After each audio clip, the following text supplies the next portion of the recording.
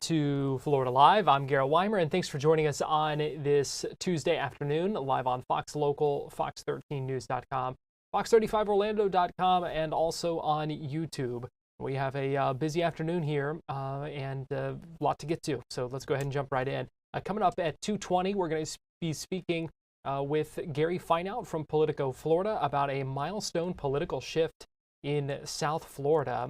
It is something that has been years in the making, but a big step forward when it comes to the Republican Party in South Florida. We'll have all the details on that coming up in just a little bit. Also, any minute now on Capitol Hill, the House Task Force on the Declassification of Federal Secrets. This is that task force that is chaired by Congresswoman Anna Paulina Luna. Is going to hold another hearing, this one about the JFK files, specifically talking about the lack of transparency. Going to hear testimony from witnesses talking about some new details about key elements of the assassination, and also examine the federal government's role in restricting information. We do expect that to get underway shortly, and we will bring you a part of that meeting that hearing when it begins. But we begin this afternoon with a meeting of the State Immigration Enforcement Council. And this is the council made up of law enforcement officials from all across the state that is made up of a lot of sheriffs, police chiefs, and they talk about issues when it comes to the state's new immigration enforcement crackdown, and some of the new policies that are in place. And they provide advice to the State Immigration Board, which is facilitating a lot of these actions. So in this meeting this afternoon that actually just wrapped up in the last half hour or so, we heard from the public safety director in Orange County talking about the lack of space in jails to hold many of these suspects who are being detained. And that prompted a conversation between the other members of this council about how this highlights the need for more help from the federal government when it comes to this issue. I want to play for you a segment of that where we're going to hear from Danny Banks in Orange County, and also Polk County Sheriff Grady, Judd, and a couple of other law enforcement officials as well, talking about what needs to happen now if this is going to continue. I'm Danny Banks, Public Safety Director in Orange County, and one of the things I oversee is our Orange County Jail. And I apologize, at the front end of this meeting, I could not hear your conversation. So you may have covered this topic. I know that the council did cover it in previous meetings, but I just simply want to express one challenge we're having in Orange County. As you all are aware, and I know Sheriff Gulteri spoke to this in a previous meeting, Orange County is one of the few counties that currently has an IGSA agreement with the federal government. Because of that limited number of IGSA agreements, we have experienced recently, with the increase in the arrests, a fairly significant number of bookings into our jail. That's not been a problem. We're able to support that. However, we're seeing a continued increase in those bookings that are coming from arrests that are occurring in other counties other than Orange. For instance, late last week, we had approximately 40 individuals brought over from Lake County. They were arrested, I believe, by FHP, all for immigration violations, and they're coming to the Orange County Jail. Our challenge in Orange County, we're certainly capable of accepting them, but our current IGSA agreement, which we're trying to renegotiate, it does not reimburse Orange County at the rate of what our current daily average cost of incarceration is. And so that increased load, because we are one of the only local counties, I think the closest to us may be Pinellas County, but we're seeing inmates brought over from not only right around Orange County, but as far down as Indian River County.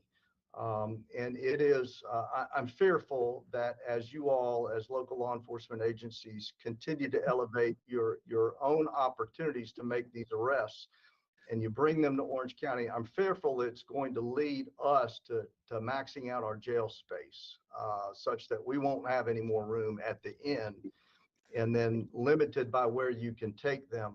I think we're going to run into the challenge. So you all may have addressed this previously, and again, I thank you for the opportunity to speak, but I just want to make the council aware of that. Sheriff, go ahead. I'm sorry. Thank you, Mr. Banks. I don't have that resolution before me. I know there is there is a provision for supplemental money in the state grant. But Sheriff Gualtieri, do you want to speak to that? Yeah, absolutely, because this is the ridiculousness of them disapproving our plan to use all 67 county jails to house these people that are picked up by DIOs, designated immigration officers, which are troopers, sheriff's deputies, and city police officers, as the task force model comes into being. And where you're getting, Danny, where you're getting inundated in Orange County, is the same thing, because we're trying, as you are, to be excellent partners with ICE and with ERO, to the point now where I've got 200 inmates in the Pinellas County Jail, because we have an IGSA. They're sleeping on the floor because we have to keep other housing units free for these inmates, Right. because they're coming from all over the place before they can get them on the bus down to Fort Myers and then get them down to Crone. So we're packed. It's not about the money. The money is important, of course, but it's more about space. And we are out of space, where we could be using Hillsborough, Fernando, Pasco, Citrus, and all these other places, but they won't approve it. And they won't approve it because, oh, we've just never done it that way. So, you know, the few jails that have the IGSAs, remember that, and that only allows you to hold people up to 72 hours. But we were having and have had, okay, the BOA, the basic ordering agreement, with the housing agreement, and the plan that we had in place, where all 67 county jails could hold everybody for 48 hours. Sheriffs agreed on a transportation plan where we would pick them up and get them to the sub offices. And we had another discussion because it was brought up. Senator Rick Scott's office became aware of this a couple of weeks ago. And we ended up having a conversation through Senator Scott's office with people, again, at ICE, again, these people that are trying. And they said, oh, we'll get back to you. That was 2 weeks ago. Guess what? I've heard word one again, because it's the same thing. It's the same song and dance. It's the same stuff. And that's what I said before. Until somebody changes the infrastructure of what's going on, this ain't going to change. And at the same time, like you are and we are bending over backwards to help the guys on the street, the local ERO people, the local ICE people, where we're keeping space available. We're doing everything we can for them. But there's an infrastructure problem. Part of this 2025-05 is a recommendation that we've got to deal with that issue. We're all equally frustrated. I've got 200 beds that I could assist, for example, but I'm not going to house, and I underscore, I am not going to house folks under those onerous federal regulations. I mean, they're just out of control crazy. They're woke left insane regulations. And quite frankly, if our county jails under the Florida model jail standards are good enough to house non-convicted U.S. citizens, certainly it ought to be satisfactory to house illegal immigrants who are here with a deportation warrant. You know, we have a robust system with accreditation standards to make sure we live up to the highest, but we don't do the nonsense that's in some of those federal housing standards past 72 hours. So, but please understand, we are aware, and this is part of the push to get some relief from the federal government. Thank you, Sheriff. Yes, sir. Any other public comment? No, Sheriff, there's nobody else with their hand raised. Okay. Is there any further discussion for the board today? Sheriff, I just wanted to add, obviously, Danny Banks he's a trusted friend. I do know him very well. And I'll be honest with you, Sheriff Gualtieri did a great job also explaining this. All the more reason why we have to get in front of somebody to actually have a conversation to explain all these things. I know we've put them in the resolutions and we've done a great job here. Love to do maybe a workshop with the board and maybe the president and Governor Kristi Noem. Maybe we get all that together in one room and we get to sit down and work all this out just so they can hear some of the things that we're struggling with. And I think we kind of answered our own questions. So I'll yield back to you, sir. Thank you, Chief. I hear and I watch what the president's saying about the mission. I see the energy and I also see the frustration of Governor DeSantis because he's working very, very hard and he's ensuring that everyone else is working very, very hard. But we've got to get the logjam out of the federal government. And I truly don't believe that people are sitting down and looking the president in the eye and telling them exactly what the problem is and how to resolve it or suggestions for resolving it. Because some of this may take legislative action, which that could be disastrous with Congress. But the reality, a lot of this could be done with an executive order. I mean, these are branches that work for him. But I agree with all of the comments. And until we get before them personally, or the governor gets before them personally and says, this is the issues that the council has brought me, we are also independently talking to our colleagues and getting input to bring back to the council. So it's not just we've got 250 years of law enforcement experience on this council, but we're dealing with hundreds and hundreds of years of experience of our colleagues and friends. And as I've said before, I have not heard one police chief or one sheriff say anything close to we don't want to cooperate. Everybody's waiting for the go order, and we're trying to put that infrastructure together now. But the big stumbling block is not the state, it's not the board, it's not the council, it's ICE inability to deal with a monumental issue. It took an extraordinary effort to bring these millions of people in. It's going to take an extraordinary effort to remove them. We're going to take a break here on Florida Live, but we'll be right back.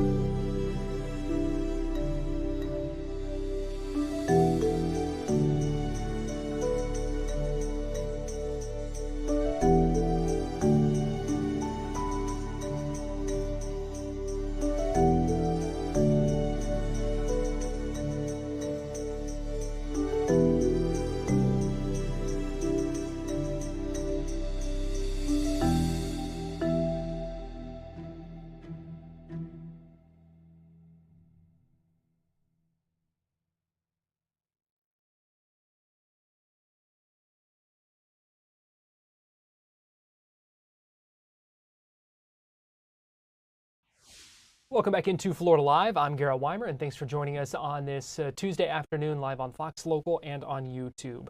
Earlier today, Congresswoman Kat Cammack from Florida was on Fox News to talk about President Trump coming to Capitol Hill to try to rally support for the what they're calling the One Big Beautiful Bill. She also talked with Harris Faulkner about the Democratic lawmaker who has now been arrested on charges of assaulting an ICE officer. Here's that interview from just a little bit ago on Fox News. It was a great meeting. The president was in excellent spirits. He was funny. He was candid. He was raw, authentic. I mean, it was incredible. And I wish that the American people had a moment to really see him in that moment, talking really about the importance of moving this package across the finish line. You know, I couldn't help but think about, you know, Mick Jagger and, you know, infamously the Rolling Stones, you can't always get what you want. Everyone in that room has something that they are making a demand of, which that is part of the messy process of legislating. But at the end of the day, we have to get a package put together that was promised to the American people for the good of the country, and that is exactly what we are doing. Now, certainly there are some loose ends that have to be tied up. There are some final things that need to be negotiated. But overall, I think people are recognizing the gravity of the moment, and we're striking to meet the moment. Look, we have a banner up right now from President Trump's one of 4 pop-up news conferences in the last hour and a half that he had on Capitol Hill. The U.S. will pay lowest drug prices in the world. Look, that's a big part of this. And I do want to hit a couple of the sticking points with you this morning. Let New York Republican Congressman Mike Lawler make his own stance known, as he did right after that meeting. Watch. I made very clear when I ran for office back in 22 that I would never support a tax bill that does not adequately lift the cap on salt. As it stands right now, I do not support the bill. But the president understands, obviously, how important these issues are. Obviously, it's imperative that we get a deal done and get a bill passed. And so I'm going to continue to negotiate in good faith. A large majority of the country looks at that and says, wait, salt, isn't that something that only East Coast states, mostly Democrat-led states, would want? Can you talk about how you work that out with Lawler? Well, again, I think there's a lot of delegations that have particular issues. And I could certainly say, hey, we're Florida. We have the 3rd largest state in the union, and we have some particular issues that we want worked out. But again, you have to operate as a federal legislator in the best interests of the country. And I'll be damned if we're going to have working class individuals subsidize blue state millionaires. We're just not going to do it. And so there's a time and place, I believe, where we're going to have that negotiation, as the president said in the meeting today. It's just not right now. And so we have other things that we have to make sure we're doing, which is getting people back on their feet from 4 years of Biden economics, which basically destroyed our economy. We need to be doing regulatory reform, which will put immediately $3,100 back in Americans' pockets. We are on track to include the REINS Act, the largest regulatory reform effort in American history, into this bill, which would not only drain the swamp, but it empower the people and put money back in their pockets. We're talking about locking in taxes. If you are not going to support this bill, you're raising taxes. We have to put the American people first. That is the America First agenda. We're this close. We can get it across the finish line. We have to stay focused. The Freedom Caucus chair, Andy Harris, has said, Congressman Harris has said that you just need more time. And he's even saying, look, you're not close yet, but you just need more time. I'm wondering if you have that time. Yes or no? I think we do. The artificial deadline of Memorial Day, that is something that everyone is willing to work through because we understand that this is significant. I know for myself and people that I have talked to in the delegation across the conference, people are willing to stay and get this right. We have to get it right. So the arbitrary deadline, in my mind, it is in fact arbitrary. We can move the needle, but we want to make sure that we're getting this done in the right way. And so to rush this through, I think ultimately damages the conference, but we are close. We do need a little bit more time, and we will get there. I wonder if there's an appetite to work through the weekend. You don't have to answer that yet. For me, yes. For me, yes. Oh, okay. Yes. The Justice Department has charged Democratic Congresswoman LaMonica McIver for allegedly assaulting a law enforcement agent. ICE.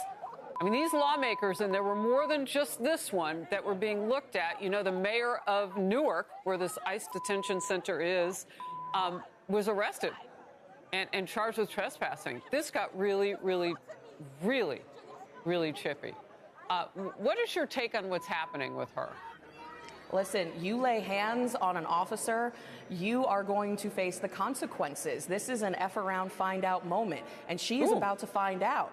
You cannot pull the victim card and say that you were in the wrong when you were literally shoving and throwing hands. The evidence is very clear. There is no video that disproves that she was not somehow the victim and that she was the victim in this. I mean, she absolutely was the aggressor. And just because you wear this pin, it does not give you privileges to have a double set of standards of the law.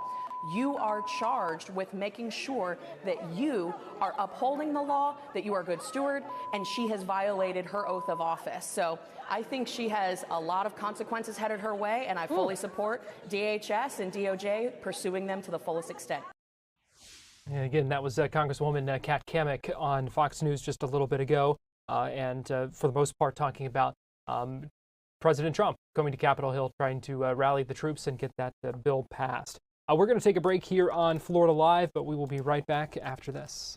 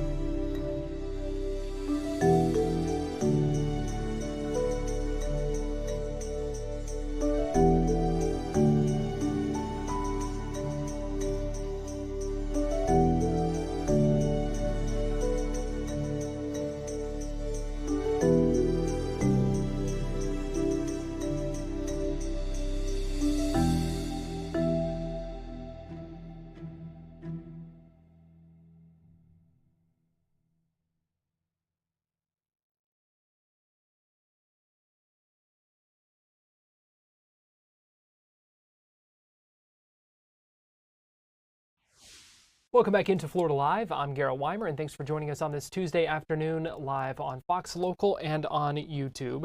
It is Tuesday, and it is Playbook Tuesday here on Florida Live, where we're joined by a member of the team from Politico Florida, and joining us live this afternoon is Gary Fineout. And Gary, always good to talk with you. We appreciate you joining us this afternoon.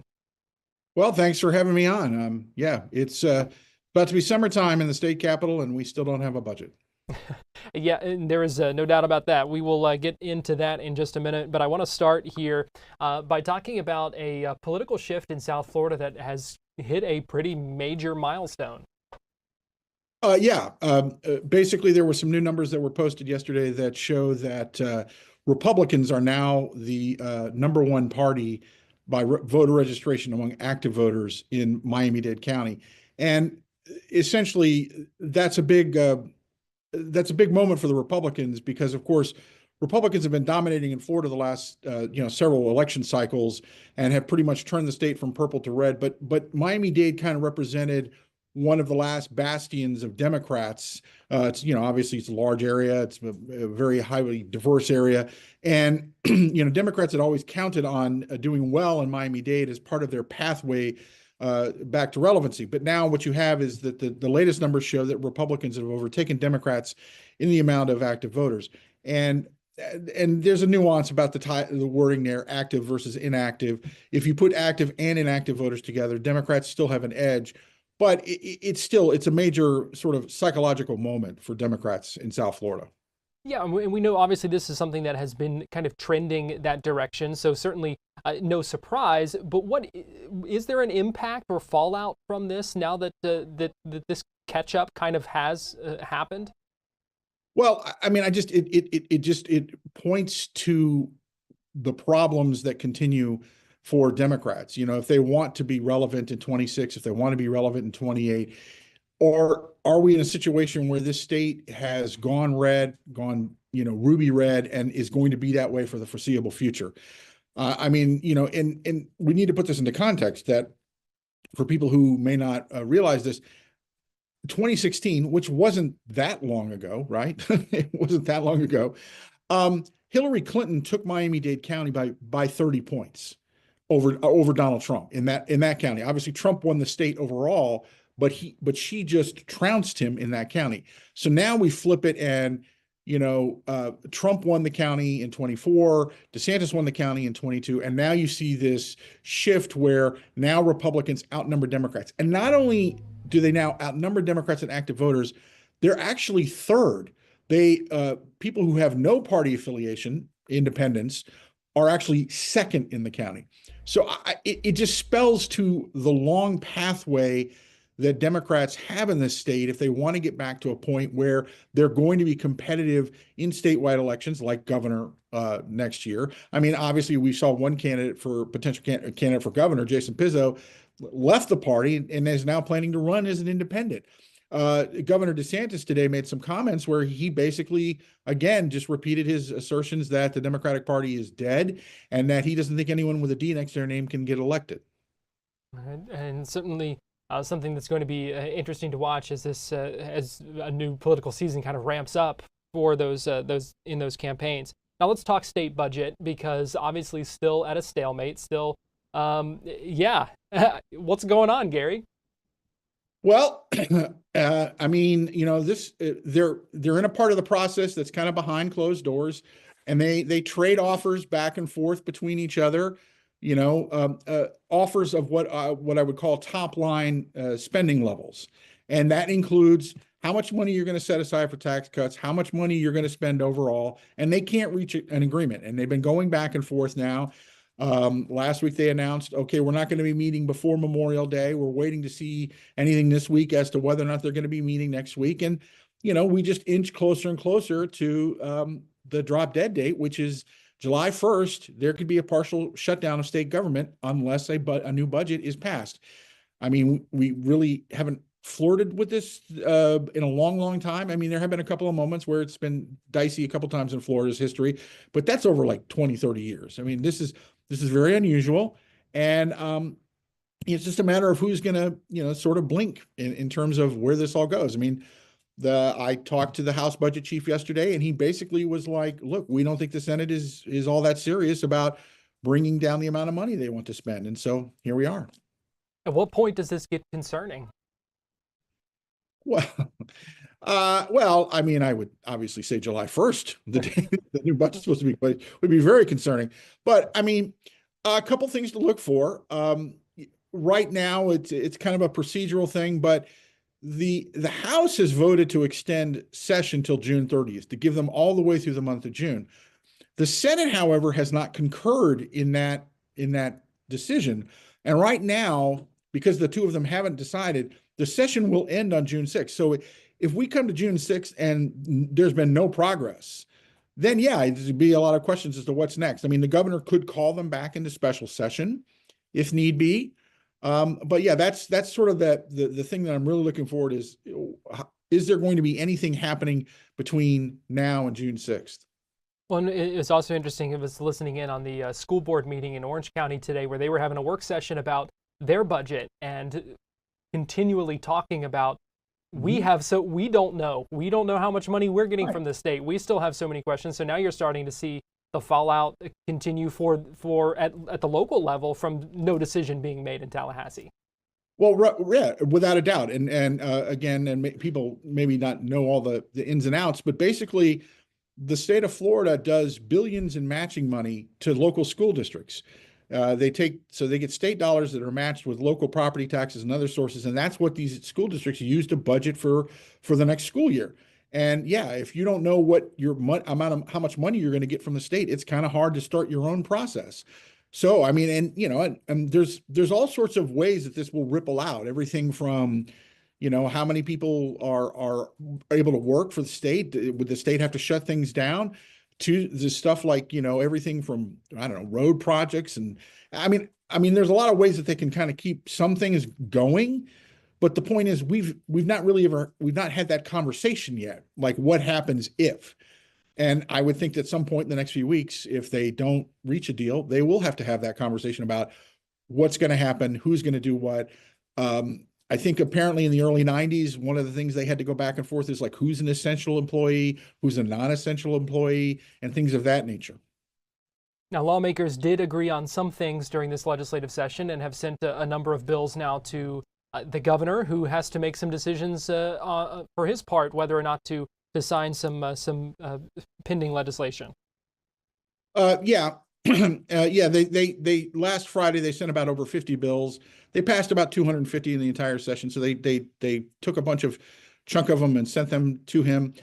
There's some interesting ones. There's like one on school start times, and I'm sure a lot of parents would be interested in knowing is whether or not it would repeal a law that was passed just 2 years ago that mandated that the start times of middle school and high schools would be later in the morning than they currently are. But now the school districts have sort of raised questions about that, and so they're not sure they can do it. And so now the state has sent the governor something that would repeal it. We do have there's a major bill involving condos that hasn't yet been actually transmitted to him, but we're going to be waiting to see about that. He said today he would sign that, but there are a lot of people who are waiting on that bill. He's already signed a bill dealing with ballot initiatives and restricting the future ballot initiatives. That's actually going on. There's a battle about that in federal court. There's already been a lawsuit about that. So we have those things kind of going on. But, you know, at the end of the day, it's the budget and the budget related bills and how they interplay with everything that remains the story. And so as of right now, this year's session is incomplete. All right. Well, Gary Fineout, Politico reporter, we appreciate you staying on top of things and joining us this afternoon here on Florida Live. Thanks for having me. We're going to take a break, and we'll be right back.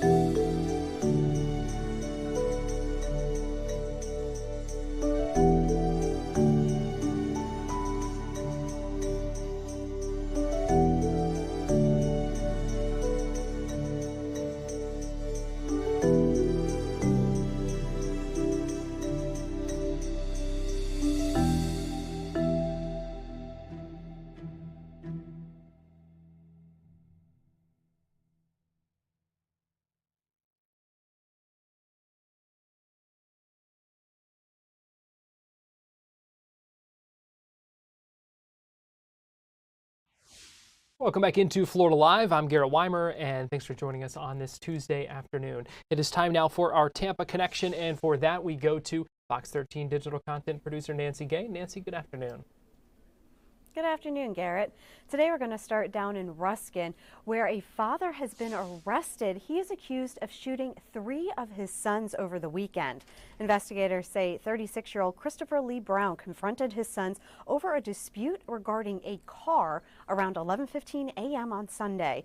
Court documents show that he confronted one of the boys with a gun and hit him in the head, which caused the gun to fire. A bullet then grazed the victim in the left jaw and hit his earlobe. The 2 other juveniles then ran toward Brown as he was getting into a car, and that's when Brown pointed the gun at him, fired several shots, and hit them. All 3 boys were taken to an area hospital. Now, the Hillsborough County Sheriff's Office, they did not say how old these boys are, but only would refer to them as juveniles. It is also unclear what their condition is. Brown is facing multiple charges, including 3 counts of aggravated assault with a deadly weapon, 2 counts of attempted first-degree murder with a firearm, and felon in possession of a firearm. Garrett? There's still a lot of questions in that case. Meanwhile, this case out of Bartow, bizarre and scary, and I think the word the sheriff used yesterday talking about this was freaky. Yes, this is definitely a very bizarre case. It turns out Polk County Sheriff Grady Judd says an 18-year-old actually stabbed his 81-year-old roommate more than 100 times at a Bartow group home over the weekend. Now, the suspect's mother told investigators that she felt unsafe around her son, so she made arrangements to bring him to the independent group home, which is owned by ET Care. Now, we were told before that woman left, the suspect's mother told the people living in the group home to hide the knives because her son has been violent toward her and her family in the past. When asked why he killed the 81-year-old man, investigators say 18-year-old Moses Ojeda told them that he wanted to kill this man because he was already dying. Ojeda added that he thought the victim was a good man, but the voices inside his head told him to kill him. When asked why he stabbed the victim more than 100 times, Ojeda told detectives because the knife wasn't very sharp. Now, Ojeda also told detectives that after the attack, he cleaned the knife and put it back in the kitchen before he changed out of his bloodstained clothing and placed it in his laundry basket. That's why Polk County Sheriff Grady Judd said Ojeda acted with malice and criminal intent. Ojeda does not have a criminal history, but he does have a history of mental health issues and bouts of rage. This year alone, Ojeda was involuntarily detained and assessed for a mental health evaluation. Now, that's according to Sheriff Grady Judd. Ojeda has been charged with first-degree murder and tampering with physical evidence. Garrett? Oh, just awful. Finally, today in our Tampa connection, Nancy, a teacher in Hernando County facing some charges. Yes, that's right. A Hernando County teacher, and he's also a football coach at Hernando High School. He has been arrested and he's accused of giving a 17-year-old student kratom. Now, a school resource officer said that the teen appeared to be having a medical emergency.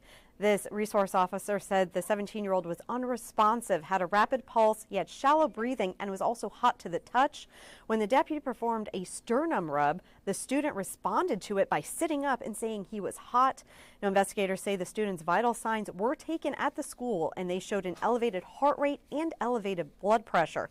The student told investigators that he took an herbal supplement that was given to him by Terry Kennedy, who is a teacher and a football coach at Hernando High School. Now, according to the Hernando County Sheriff's Office, the student claimed he saw Kennedy use the supplement previously as an energy booster and asked him if he could have some. According to investigators, Kennedy gave the student 2 packets of the kratom-based supplement. The student took both those packets along with soda and then went to his next class. That's when he began to experience symptoms of distress. And the student was taken to an area hospital for further treatment and observation. During questioning, investigators say Kennedy admitted to giving the student the supplement at the student's request, and he said that he knew that supplement did contain kratom. He was arrested and charged with furnishing a kratom product to a juvenile. Now, kratom produces stimulant-like effects, and it is illegal for juveniles to possess kratom or to consume it. Garrett? All right. Well, Fox 13 digital content producer Nancy Gay, we appreciate you joining us this afternoon for our Tampa Connection. Thank you. We're going to take a break, and we'll be right back.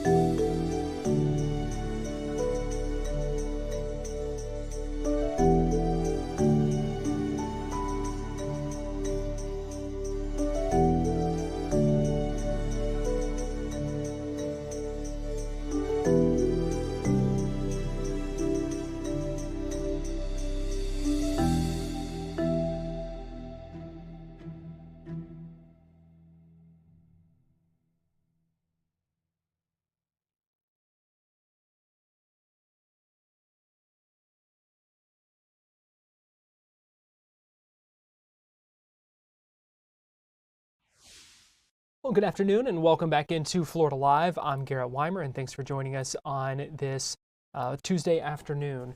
We know President Trump has been on Capitol Hill today. Yesterday at the White House, though, he awarded the first ever Presidential Medal of Sacrifice to 3 fallen Palm Beach County deputies. Deputy Butch Waller, Corporal Luis Paez, and Deputy Dan Diaz, who were all killed in a traffic crash back in November. I want to play for you some of that ceremony where we heard from President Trump at the White House. So can we ask the families to step forward, please? Sheriff, would you like to help us with that? Come, please. Thank you very much. Why don't you grab that? Thank you, sir.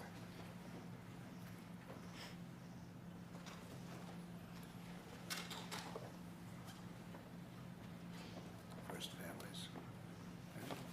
Thank you, sir. I really appreciate it.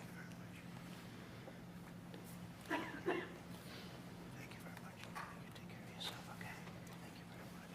Sheriff, thank you. You'll help us. Okay, I'm gonna stand right over here. Okay.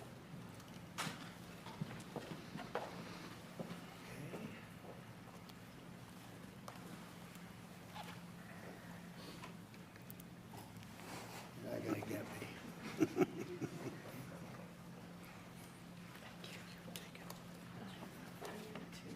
Oh, thank you. That's right. Thank you very much. Thank you very much. Thank you.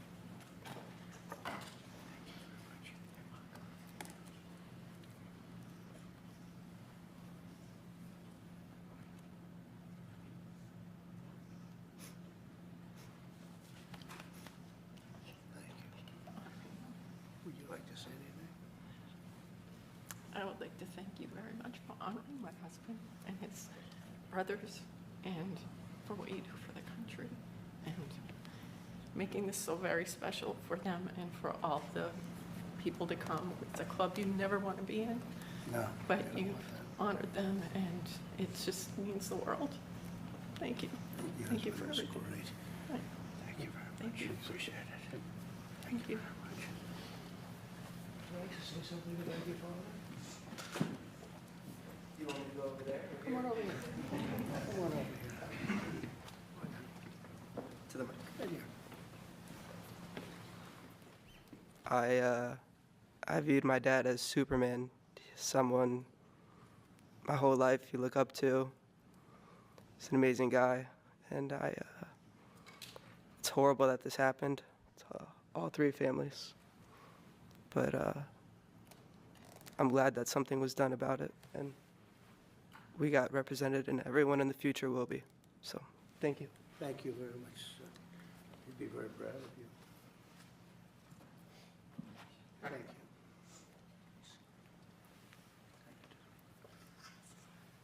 Thank you very much. Thank you, Mr. President. Thank you very much. Thank you very much. Thank you very much.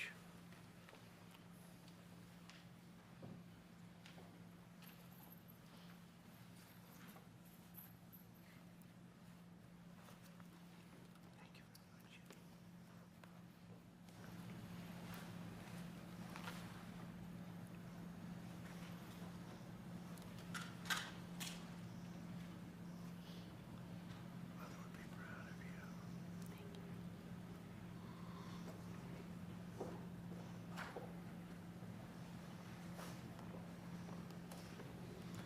Would you like to say anything, fellas, on behalf of the force? Would you like to say something? It's a very tough thing to do, I know.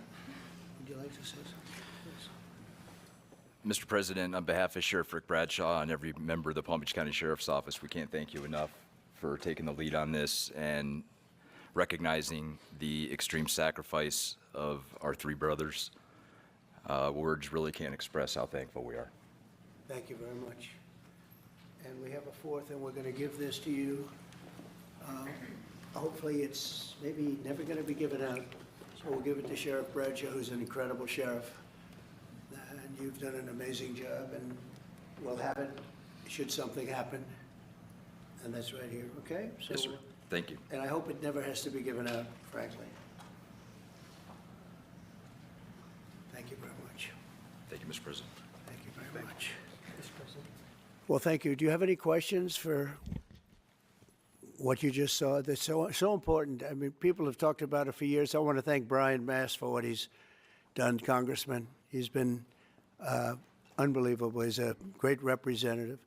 And he worked hard. He wanted to do it right, and we wanted to go. Somehow we could get him done pretty easily in one way, but we wouldn't get him done by Tiffany. And the fact that the Arnault family stepped up was absolutely incredible. It means more when you get a name like that. I think it means something extra. But these were incredible people, and they're looking down on you right now, and they're very, very proud, very, very proud of all of you. And it's too bad we had to be doing this, but I was there with you that day. That was a rough day. Thank you very much. Would you have any questions? Yeah. Do you have plans to give this award to any other families posthumously find themselves in the same position as having made this sacrifice, and then after the test, one question about your call today? Having to do from a previous? Yeah. We're looking at the possibility of that, yeah. You had a lot of people die in the line of duty when you think of it. And we figured it was time to start. We haven't had the situation arise. This was a terrible situation. We haven't had it arise yet, but we're looking at going back a little bit and see what we can do about that. So that was the first ever Presidential Medal of Sacrifice. You heard the president ask whether they might award some more of these from past incidents. So we'll see whether that grows, but we will likely see more of these presented in the future. You also heard some of those family members in their exchanges with the president thanking him for honoring their family members. We're going to take a break here on Florida Live, but we'll be right back after this.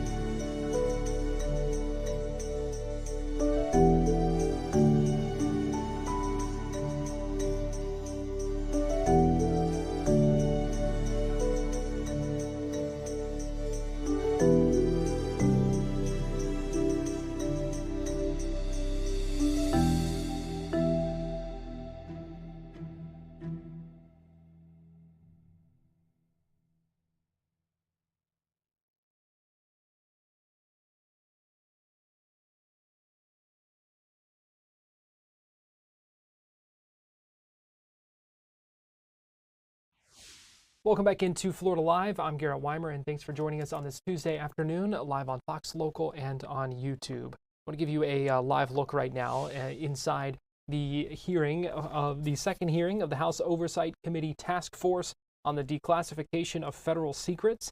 They are talking today about the lack of transparency surrounding the release of classified information, also getting some new details from witnesses on some key elements of the assassination, and looking at how the federal government restricts information. I do want to play for you from just a little bit ago the opening remarks from Congresswoman Anna Paulina Luna as she opened up this hearing. This was just a few minutes ago when this hearing began. Good afternoon, everyone, and thank you for being here today. I wanted to thank our witnesses, especially those who have traveled far to be here. Over the last 60 years, in the past 60 years, on a crowded street in Dallas, Texas, the President of the United States was assassinated in front of a horrified crowd, his Secret Service protection, and his wife. The death of President Kennedy was a monumentous and tragic day for the entire nation as well as the Kennedy family. The country has never been the same since. Compounding that tragedy, however, has been the over 60 years of half-truths, deception, and outright lies that the federal government has offered regarding the details of that day and the events surrounding it. I want to thank the National Archives for their cooperation with this task force. The archives have provided these posters behind us that were allegedly produced for the CIA to show President Johnson on the days following the assassination.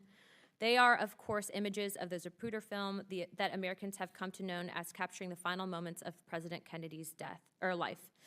But Americans have come to understand about the assassination of President Kennedy has mostly been controlled and filtered through the assent and watchful gaze of federal agencies who have often resisted efforts to reveal the truth. They have done this at best because of their own embarrassment about their failures to protect President Kennedy that day. At worst, they have resisted for more nefarious reasons, such as failing to acknowledge the extent of power and reach that the CIA in the 1960s had and beyond, to the point of deceiving even the United States Congress. That is why we are here today. We are here to listen to the witnesses who have waited, in some cases, decades to tell their stories. I want to be clear, the Task Force on Declassification of Federal Secrets is not here to provide the definitive account of what happened on November 22nd, 1963.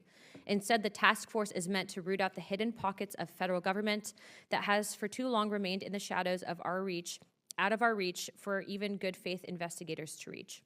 I also want to thank President Trump for committing to the principles of transparency and holding the government accountable to the people. His executive order regarding the declassification of documents related to the assassination of President Kennedy, Senator Robert F. Kennedy, and Dr. Martin Luther King Jr. is a step forward in the right direction.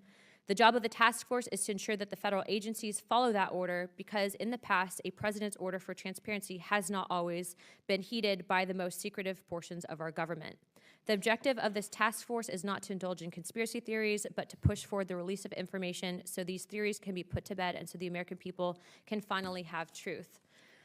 It is the federal agencies that lack transparency for 60 years that have led to the people's distrust in their government, and it's time to restore that. I would also like to provide, for those who have been closely following this, to include researchers, an update on several documents that are outstanding. To date, the Joe Needy's files has not been located. A whistleblower report from the CIA alleging the CIA's implication has also not been located. Lee Harvey Oswald's travel records have not been located.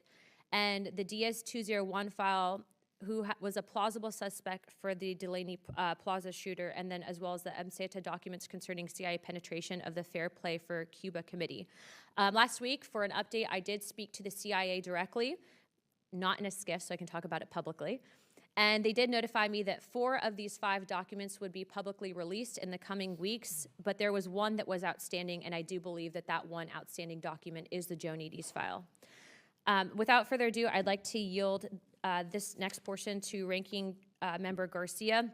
And then also, prior to that, we also had requested footage from NBC. They gave us something like 20 hours of footage, all of which was not the Wegman footage that we had asked for. So we are kindly asking NBC to reassess their archives and produce that documentation. So those are the opening remarks from Congresswoman Luna. On the list to testify, a doctor at Parkland Memorial Hospital, where President Kennedy was taken after he was shot. As well as some other staffers when it comes to Assassination Records Review Board and the former Select Committee that looked into it, a former U.S. Secret Service agent as well, and a presidential historian. I will note we were hoping to listen in live here. I am going to open up this audio for just a second. They were having some audio issues and have been for a little bit. You see the witness testifying now is via Zoom, and it appears there's some sort of audio issue, so we can't take that live. We were hoping to. We are continuing to monitor this, though. We are running out of time as well here on Florida Live this afternoon, but something we are continuing to monitor. I do want to just pull up full here for a minute. You've been watching this Blue Angels demonstration in the corner as well. This is going on live in Maryland right now in Annapolis, courtesy WTTG, and it's been fascinating to watch over the last little bit. It is a continuing this afternoon demonstration by the Blue Angels over Annapolis, Maryland on this Tuesday afternoon. Well, we appreciate you joining us here on Florida Live. In fact, we have just about a minute left. And while we do, I'll go ahead and leave that picture up for you here, and we'll just take this in as we wrap up our time together. Hope to see you tomorrow at 2 o'clock right here on Fox Local.